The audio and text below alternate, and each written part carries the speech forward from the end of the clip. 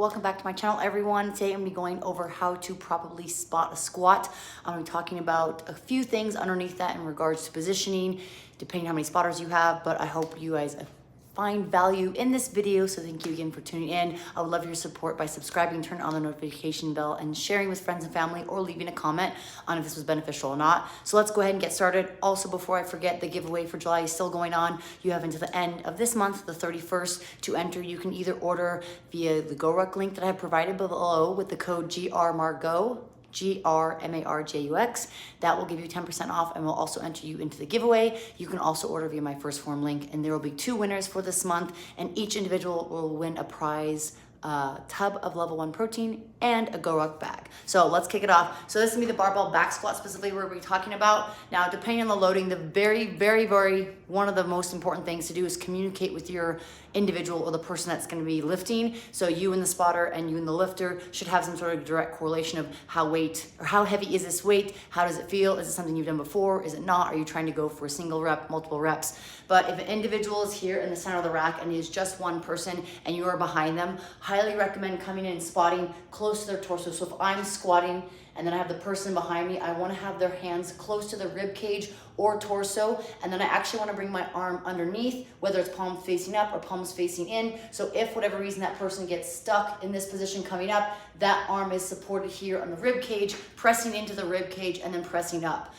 Some people talk about grabbing the chest or having hands on the torso chest. That depends on the individual that you're spotting. If you're spotting a female, that would be very difficult. Obviously, the men, again, might be a little bit easier in terms of where the position is, but I recommend, and usually if I'm spotting someone, I will come arms close to the rib cage, torso, and then if they're coming up and they're struggling, then I'll assist by pressing in and lifting up. I'll be behind them with a staggered stance or feet wider than the squat stance.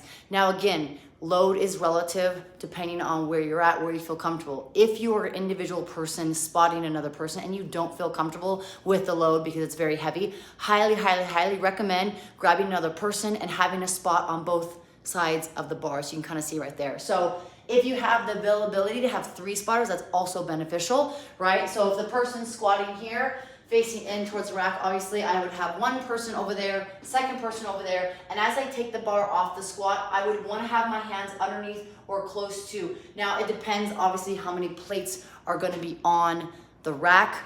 If you have multiple plates, 3, 4, 5 plates, depending what place you're using, and you have a clip, there should be some space at the end that you can have your hands underneath to spot.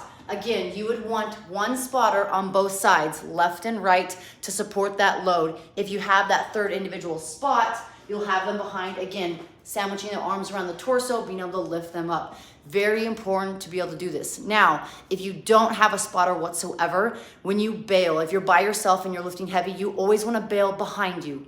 Never over your neck, never forward. There was someone that just passed away recently. They were lifting 400 pounds. The spotter was behind them. And I don't know the situation, but from the video, it looked like the spotter was behind them trying to lift up on the bar, and the individual couldn't necessarily bail back behind, and the bar went forward over their neck. Unfortunately, he passed away and did not make it. Very sad, very devastating to hear this. So again, if you are by yourself and you are back squatting by yourself, you want to make sure that if you're having the bar behind you, right, and you're coming up out of the squat and you feel like you can't get there, you just want to drop that bar, let go of it, and step forward. If you're lower or deeper in the squat where you're closer to the floor, I'll try to demonstrate this here with an angle. If I'm coming down, right, and I get stuck and I'm trying to come up and I can't obviously get up, I'm going to drop it behind me, drop to the knees, and go forward. Bar's going to go behind you. Always, I don't care if it's lightweight, moderate weight, heavy weight, bar's gonna go that way on the back squat, and you're gonna go forward. Again, whether you step forward, drop to the knees, but you always wanna make sure that bar goes over that way, away from you. Just think of the lift. That lift will not define you, so do not try to hold on to it. If that is again, by yourself. If you are by yourself and you have to bail behind you. If you only have one person, right, the one person could be behind you, hands around the rib cage, pressing up, pulling the torso up. Some people may say grabbing the bar, but I personally like to have my hands and arms around the body and around the core specifically, because if they're gonna finish that lift and they need assistance, I'd rather be in a position that's gonna be stronger for them, and then I can help them out of the load. Once they're up, then you can kind of help guide them forward if need be. I typically put my hands on the back or lower shoulder blade right here, rib cage, and I would just kind of guide them in if they feel comfortable. That's if one spotter. Again, if you have two spotters, highly recommend, again, left, right, on the side, and being able to support. And of course, as they come out, have a wide stable stance. Go with the movement, follow them down, and if they're coming up, they feel like they're stuck, you know, communicate with the person that's lifting, but also the other individual, so you don't just grab one side and the other person. Communicate, make sure you're close to that barbell so you can assist in a spot. That is the best way or the proper way to spot. Some variations in there, again, depending on load, depending on the amount of spotters, but it's very important, again, number one, communicate with the person that's lifting and the other spotters on hand. I hope you guys found this beneficial. If you're looking for more how-to videos or more tips and tricks in terms of mobility, workouts, tutorials, please feel free to leave a comment below and share with me.